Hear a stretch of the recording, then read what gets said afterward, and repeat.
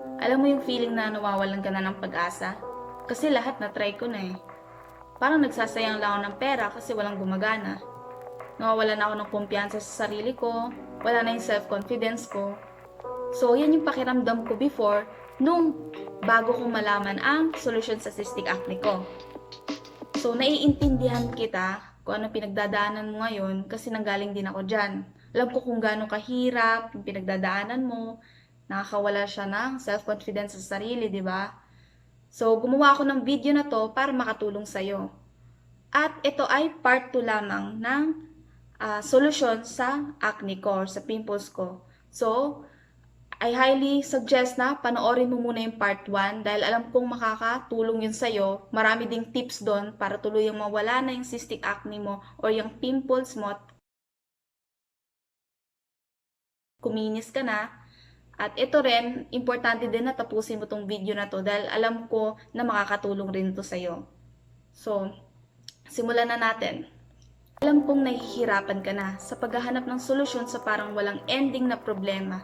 Sinusubukan mo naman silang mahalin para mawala na, di ba? Pero hindi talaga sila mawala-wala. At naiintindihan kita dahil galing din ako dyan. Kaya ngayon sasabihin ko yung honest reviews ko about apple cider vinegar kung ito na ba ang solusyon para sa pimples or acne mo.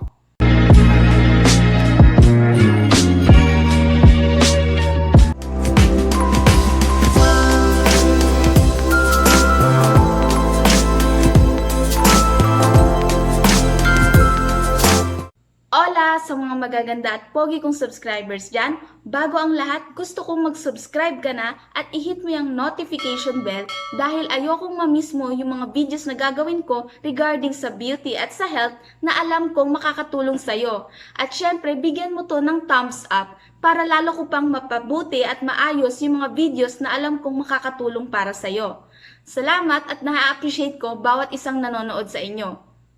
Disclaimer lang po, mabuti pong mag-consult muna tayo sa doktor, dietitian, sa dermatologist natin bago po tayo mag-proceed or mag-try ng mga produkto na ilalagay sa katawan natin or iinumin dahil po iba-iba po ang response ng katawan ng tao sa bawat produkto. So, what works for me may not work for you or iba po ang reaction nito, lalo na po kung may underlying health conditions ka or mayroon kang allergic reactions. So, importante pong mag-consult muna tayo sa doktor o sa professionals. So, simulan na natin.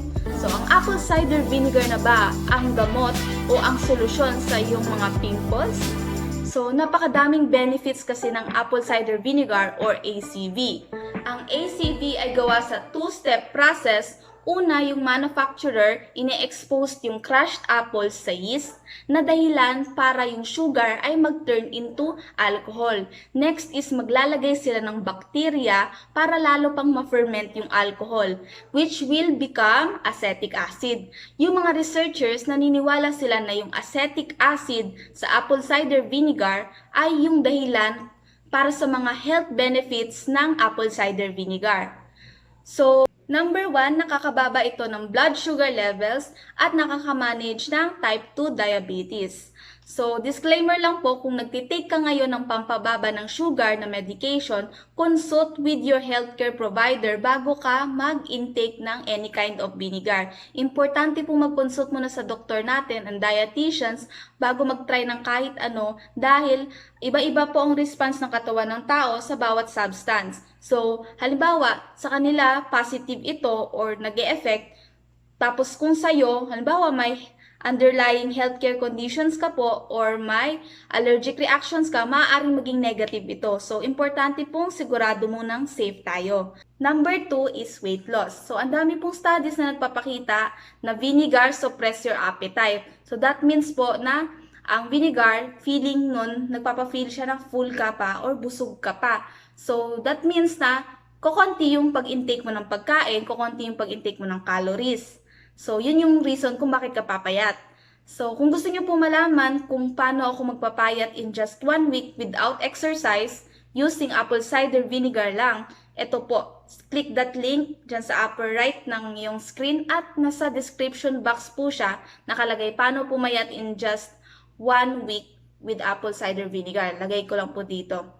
So, ang dami po kasi talagang benefits ng ACV. At sobrang hanga ko hanggang ngayon, ginagamit ko pa rin siya. Ito na po, number 3, boost skin health. So, ang ACV po ay common na remedy sa mga skin conditions like dry skin at eczema. So, ang balat po natin kasi ay may natural na pH na slightly acidic. So, ang paggamit po ng apple cider vinegar ay makakatulong para ma-balance ang natural pH ng ating balat at ma-improve ang protective skin barrier nito. At dahil may antibacterial property po ang ACV, ito ay makakatulong para maprotektahan at mapatay ang bakterya at to prevent spots. So, paano ko ba ginagawa yung ACV at ipapahid sa mukha? So, pwede mo siyang gawin as a toner. So, halimbawa po, ang measurement kasing ginagawa ng bawat tao, it depends po kung sanay ka na or halimbawa natatapangan ka pa. Kasi sa akin ay ganito po. Halimbawa, meron ka pong sprayer, kahit hindi siya sprayer, kahit lagayan lang po ng kahit halimbawa sa mga Eskinol, mga ganon. Lagyan mo siya ng 1:3. So, ibig sabihin, kung magme-measure ka ng ganito, magme-measure ka ng 1 tablespoon ng apple cider vinegar sa kutsara, ang ilalagay mo tubig ay 3 tablespoon. So, 1:3. So, kung natatapangan po kayo doon, pwede nyo naman siya i-manage at iba-ibahin yung timpla. Pwedeng 1:4. Basta wag lang na puro tubig kasi hindi naman e-epekto yon. So, wag din masyadong sobra. Kailangan mo siyang i-dilute kasi nga acid siya. Ayaw mo naman na humapdi yung balat mo, di ba? So, okay lang po na i-dilute siya. Yung 1:3, yun yung timpla ko. Pero, pwede mo siyang ibahin. Kasi ang dami rin pong maraming gumagawa ng 1:4 or 1:2, yung kalahat 50-50, yung measurement nila.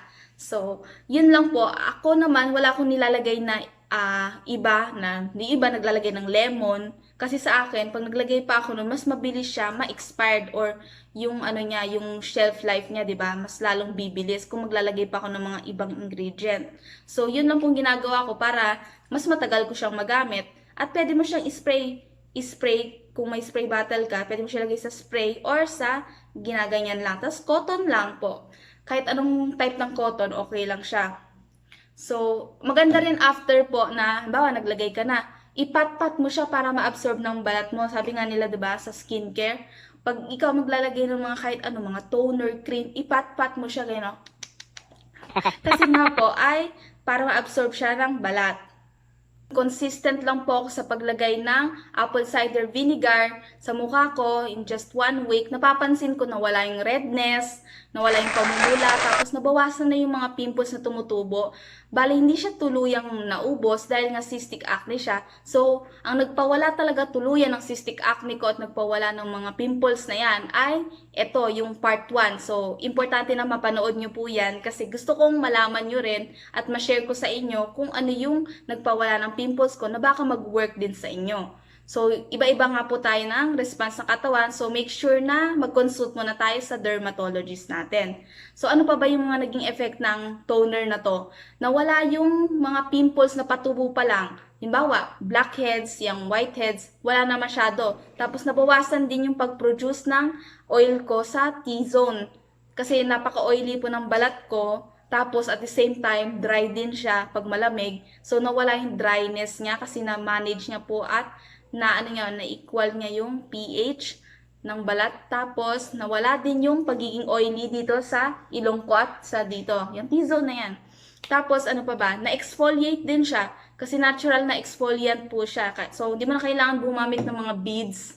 Mga may ganyan. Kasi, alam niyo po ang paggamit ng exfoliant na may beads na malalaki ay mas lalong nakakalaki ng po yan, ng pores. So, hindi siya advisable.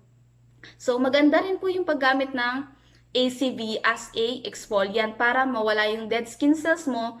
So, ibig sabihin, mas clearer, mawala yung mga barado, hindi magkaklag yung pores mo, at mas fresher, mas pinkish na balat yung makikita mo, 'di ba? So, ako po ay nag-share lang ako ng mga bagay or ng mga products na nag-work sa akin dahil gusto kong i-share dahil gusto kong makatulong sa iba. Pero importante na kayo po mismo ang magde-decide niyan at kailangan ay may suporta kayo sa mga doktor, sa mga professional. Dahil kalusugan natin ito at ayokong lumala yung pimples mo kasi malay natin allergic ka pala sa ACV at nagpahid ka niyan, lalo lang siyang lumala. So, importante po ay mag-consult muna tayo sa professional. Sana po ay nakatulong ako sa inyo at huwag mong kalimutan na mag-subscribe at i-hit yung notification bell dahil patuloy akong gumagawa ng mga videos regarding sa health at sa beauty at gumagawa rin ako ng mukbang. So, abangan nyo yan guys, ng mga mukbang ng mga Filipino na pagkain. Sana supportahan niyo po ako guys. At thank you sa mga nanonood, sa mga subscribers, at sa mga nagsusubscribe pa lang ngayon. I hope na you are healthy.